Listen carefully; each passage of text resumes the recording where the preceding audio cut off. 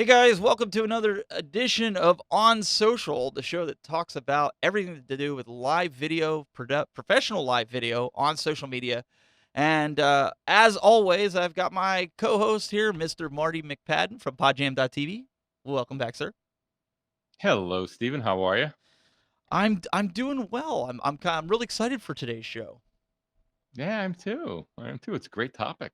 It is a great Much needed topic to It's a talk much about. needed, yeah, that's probably a better way to put it, right? It's a much needed topic. If you guys didn't know already, we put out the banner about building a community because this is something that we feel like a lot of people struggle with. They want to have a live broadcast or they want to do professional video on a platform, Marty, and they don't know where to start. There's so many things that are thrown at them, and, we alluded last week that you're really good at certain things. And I know we've got a list here that we want to kind of get into. But before we do that, I want to do a little bit of housekeeping here, right quick. Next week, because of the 4th of July holiday, normally we do the show on a Thursday. I want to reiterate to everybody next week, the show will be Wednesday at 2 p.m. Same time, but a different day. So if you show up Thursday, you're going to be by yourself. We won't be here. But um, Wednesday, we'll be here at 2 p.m. We'll do the show, and just want to let everybody know about that. So, um, going forward here, building a community, Marty. This has been something that's been just diving into this. This has been in the forefront of everybody's mind. How do we build a community? How do we get people engaged and involved? And what kind of steps need to be taken? And I'm going to kind of let you lead off on this because you have a lot of really good points, especially like last week we alluded to one of the things that you like to do. So I'll let you kind of dive into this a little bit. What are some of the things that you like to do to establish and start building a community? Well, I think the number one thing, especially if you're just starting out, is engagement. Now, we hear that word a lot. It kind of is a buzz term to some degree, but it's very, very important. And community really doesn't get built until you really get in and really be engaged with the people that you're trying to build community with. So when you're starting out, obviously you don't have an audience. If anybody, you're probably talking to nobody when you're first starting out, especially doing live. But especially when you're doing live streaming, the whole purpose of it is the live part, right? Is interacting with your community, especially with social videos. The show is called On Social video. You're usually broadcasting to social media networks and communities, right? Mhm. So it's not like the old days where it's mass media broadcast where it's one way out, and that's certainly legitimate. And there are shows that are done that way. But the whole purpose of social video is to have that one-on-one exchange of ideas, back and forth, comments. We're getting comments now on Facebook, and we can talk about some of the technical challenges in dealing with that. But I would say the number one thing is engagement. And whether you do it during the broadcast, especially when you're doing it from a mobile device and you're looking at the stream, That's just tough. saying hello to people. It is. It's a challenge. We can talk about the technical challenges, but just saying hello, like Luke and Aaron or Apon. See, I have it from a distance, so I can't see Yeah. the names entirely. But just saying hello to people as they comment, maybe reference a comment or two, is very, very important. And then on the platforms that have persistent comments like Facebook and LinkedIn and YouTube, or YouTube doesn't, Facebook and LinkedIn especially, go if you can't answer the comments during the actual stream, go back and engage after the fact, because people are watching that. Your stream is still live. People are watching a replay. No reason why you can't go back, and someone has a question, go back and engage and answer questions and engage with people. Thank them for showing up and showing interest.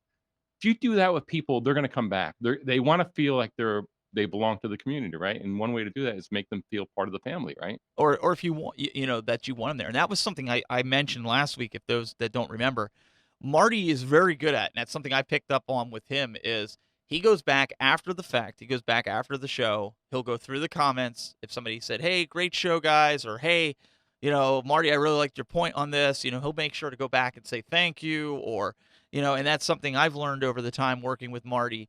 So I think that that's a good start to building your community because people don't want a one-sided relationship. I mean, think about it. If you're married and you have a wife or a husband and you didn't take the time to speak to them on a daily basis, how far do you really think that relationship would go? Probably not too far. So same thing is with your audience. I mean, if you just show up once a week to do a show, never talk to your audience, they're not going to stick around and come back to you. I mean, I make it a point, Marty. I get involved with a lot of the groups that are on the social media platforms and get in there and converse with a lot of folks. A lot of folks will send me private messages and converse that way. I think if you're not doing that, you need to start doing that, because if you don't, you're not going to build a community. Yeah, I agree, and you bring up a really good tip there, Stephen. If you're on Facebook, and I know a lot of people stream to Facebook, if you're not leveraging Facebook groups as part of your strategy, as part of your community building strategy, I think you're leaving a lot on the table. I think that offers a lot of opportunity. The difference between like a page and a group, and I think you can stream to both. Yes. Pages, you Hmm. could still comment, right? But groups are more about the community itself, more about everyone has a stake in it, right? So if you're truly interested in building a community, that's a great way to do it, you know, to encourage that. And then you have to be a participant. I see some groups on Facebook. Well, I don't know if the group leader or the administrator, I don't know if they expect people just to have their own conversations or they post stuff on there. And usually when they post, it's just self promotion and there's no conversation going on. You can't expect to build a community that way. Right. If you really want to build a community, it's got to be a two-way street, and you got to put the work in, and that means talking to everybody, and really having those conversations. So, yeah, I think that's key. I think you raise a really good point there, Stephen. And it's also a step-by-step process. I think a lot of It's people not want overnight. community like instantaneous. No, it's not It's overnight at not all, overnight. and No. it just takes step by step. So, yeah, absolutely, that's a great suggestion. I mean, even with this show, there has been another host prior to Telestream shows. There was another host. He built a community. Some of those people stuck around. They kind of wanted to see what this show was going to be about. A lot of them stuck around and liked it. And then you and I, Marty, we built our following over the last, however many years. People from my personal brand, your personal brand, and we kind of came together to do the show with Telestream, and now we're doing it and we're bringing that audience in to this community, and they're getting intermingled. And so it's a slow process. A year from now we're going to look back at it and go, "Oh my goodness, how this grew." So we haven't arrived. We're still building community just like everybody else out there, but we're taking what we learned from our individual brands and our individual communities that we have, and we're applying it here, for you guys to hopefully pick up some community members.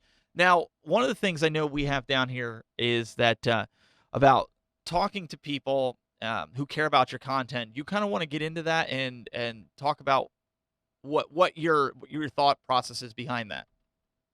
Yeah, and I'm just going to refer to my notes here on engaging with community. You want to be speaking with people that care about your content. So if we're doing a show here on social video, on being using leveraging social with live video, right? And so you're going to be talking about people that care about that type of content. Uh, Also, we talked a little bit before about continuing that conversation after the live stream. So I'm looking at the comments here. So I'm looking off camera here. It's a little disconcerting. I'm trying to look in the camera, but I got my monitor on here. And you know, I'm trying to keep track of the comments. And we're live streaming to multiple platforms. So I know we're going LinkedIn, Facebook, Get Vocal, YouTube. There's comment platforms on all of them. So forgive me, I can't see all of them at the same time. Uh, and that's part of the technical challenge, and we may be able to get into maybe the technical part of this in a future show, Yeah. but at least I'm looking at Facebook here, and I know you were looking at some other ones there, and I'm trying to keep up. If there's something that comes in, people have questions, I'm looking at it there, and I'm trying to kind of split the difference. But again, even if you can't get to all the comments, you can even mention that during your live stream. Say, look, I'm one person. I go to multiple platforms. I'm trying to keep up with the comments. If I miss your comment, I will get back to it after the live stream is over, and we can continue the conversation there. It does not have to end. Right. The live stream part of it is just one part of engagement. The other part of it is getting those comments, continue the conversation after the video's over, That's you something know? we encourage So here too. We tell people, listen, leave your comment. Even if we didn't get to it, or we didn't call you out specifically during the broadcast, leave it there, because we want to hopefully get you an answer or point you in the right direction, right? To get somebody to right, answer that question, right? Right, and I'm gonna say hello to Sandra McKenna there. I saw her so someone I'm watching Facebook. Hey, Sandra. But yeah, if you can't, it's great if you can say hi to people, but if you can't, go back to that. Um, Well, real quick oh, before you get yep. into this, we're also on the Get Vocal platform, and Badges, Lindsay Badger in that chat room says, and she's being serious with this question because I think a lot of people, have this mentality. But she says, is there ever a point that you actually arrive on social? Oh, that's a It's a great great question. question. Like a lot of people would Oh read that my as like, goodness. oh, that person's strong, but no, it's a legitimate question because I think. Well, I'll let you go. What do you take from Well, that I was gonna question? I was gonna toss it back to you, but if you want, Okay, that's fine. I'm That's fine. I'm you. I don't know if you want to. You can take it first. I, I'll, I I'll add on to what you okay. say. Well, I think with this, a lot of times with social, you get all these quote unquote influencers and ambassadors and whatever these brand people that think they've arrived and they can't learn anything else. And I think they shoot themselves in the foot with their community when they get to that point because I think then people lose respect and they lose trust and they lose that the ability to go to that person and it just becomes a show, a facade. I think more so than anything. I think that a lot of people would just rather a transparent person that said, you know what, listen, I got a lot to learn with this social media. Yeah, I've got 50,000 followers, but you know what? I'm still learning every day. I'm still putting out different content. I think if somebody actually had and arrived, they'd be millionaire because they would have the formula. I don't know. I guess that's kind of where I stand with Marty. Yeah, and everything you just said, and I'll tack on that. 100% agree. I think the most successful people realize that you never truly arrive. I think also the most successful people embrace the journey. I mean, pick something. That's why it's so important. When I talk to people about, oh, they want to start a live streaming channel or YouTube, whatever they're doing, I always ask them the question, is that something you're really passionate about? Something you would do for free? Something you would talk about if social wasn't around or wasn't, available? Would you talk about it with your friends, right? And, you know, and if the answer is yes, they're more likely to do it for a much longer time consistently because they don't have any agenda, and they're not putting the cart before the horse.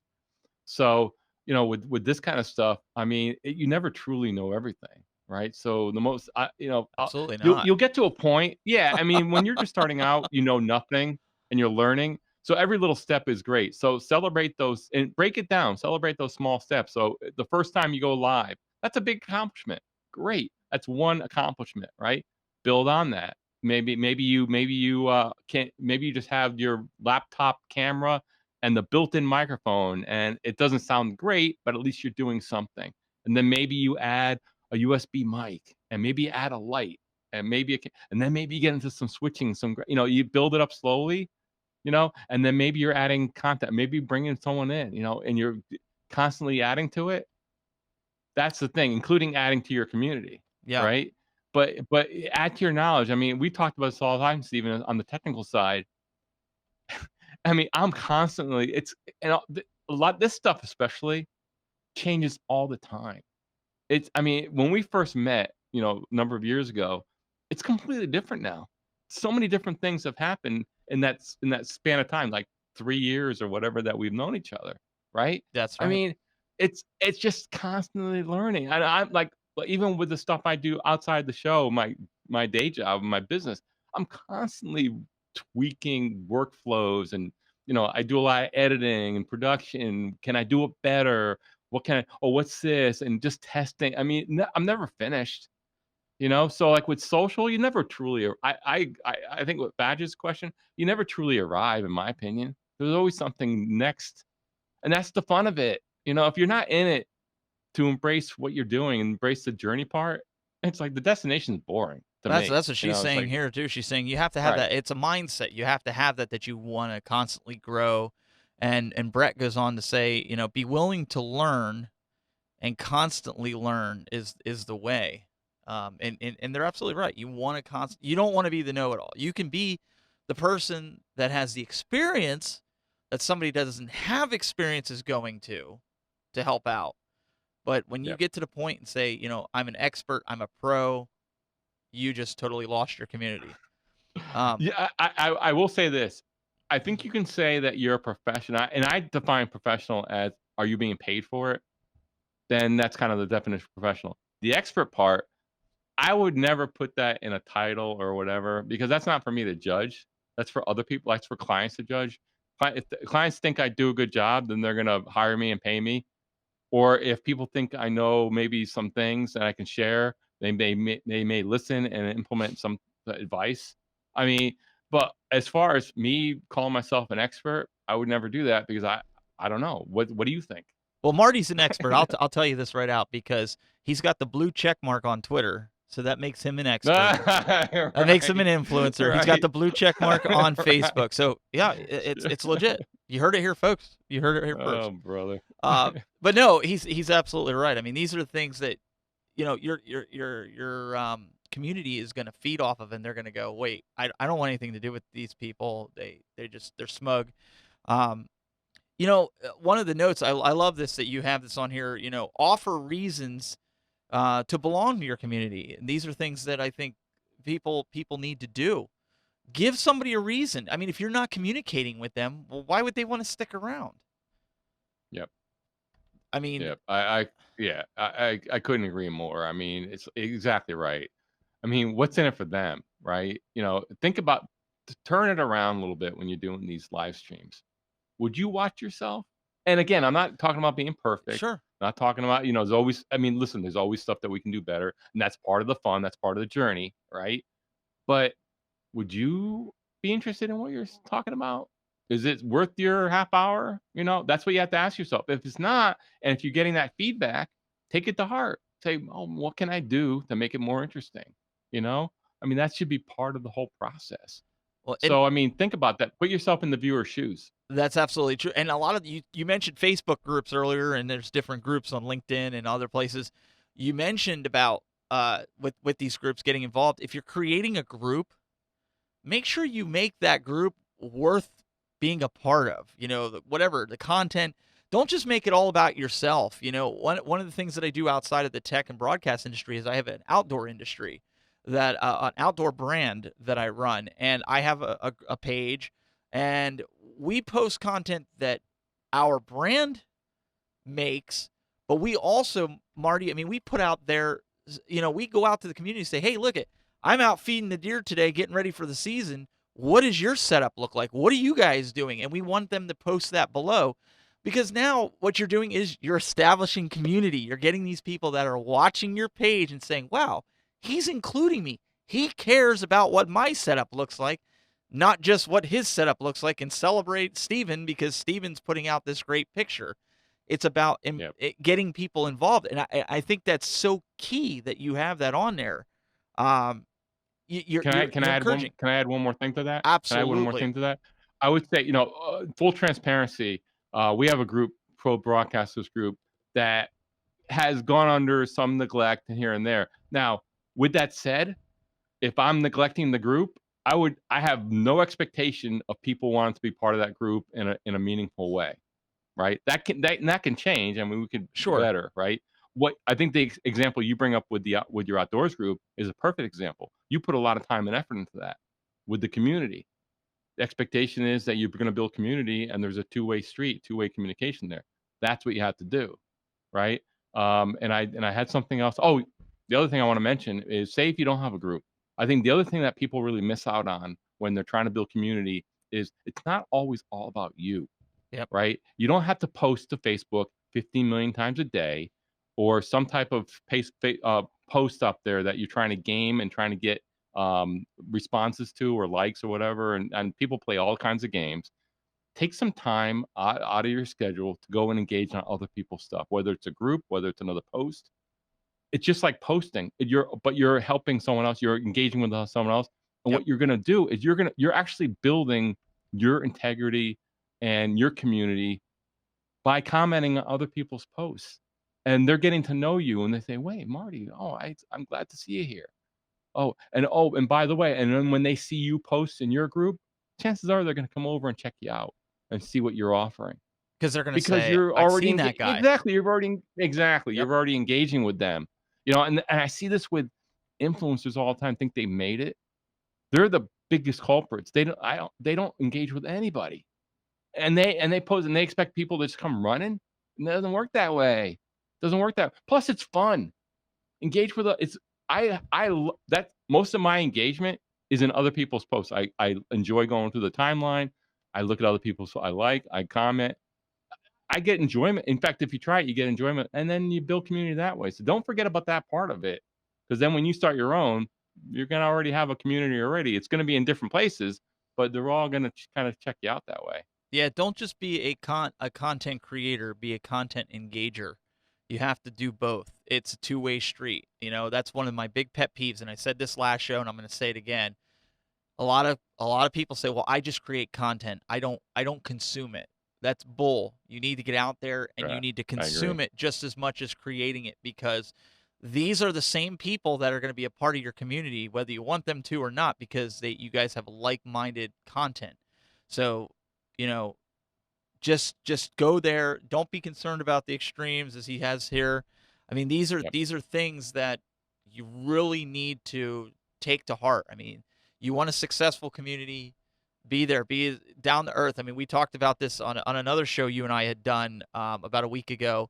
When we talked about how you and I we've met in person, and we met a couple other people in person, and people have met me at NAB, and they were in the chat going, "Yeah, he's the same way in person Yeah, that he is, except that I'm taller, that he is I on can camera." confirm that. Yes. And that's what you but honestly, that's what you want people to be saying about you. They don't wanna say, "Oh, well, his persona online is he's a really nice guy, but when you meet him in person, yeah, he's not somebody I would wanna hang out with." And that's not what you want. Marty, you talked about transparency.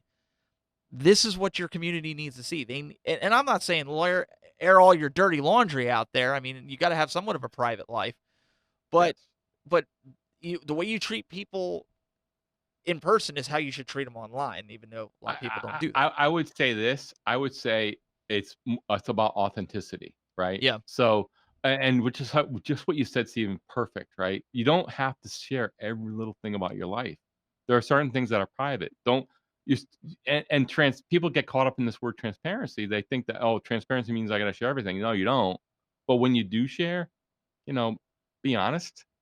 If you can't be honest for whatever reason and private, don't share it. There's you don't have to share everything, but be honest, be authentic, and then when people like Steven, just you told the perfect story. When people meet you, it's like, "Oh, yeah, I know Steven. Oh, yeah, there," it's like the only difference is you're not behind a TV screen, you're right, in person. right, right.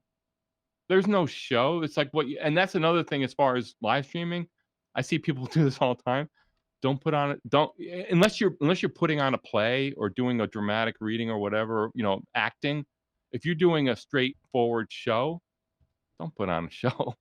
Be yourself because what you're gonna do is you're gonna attract the right people for you.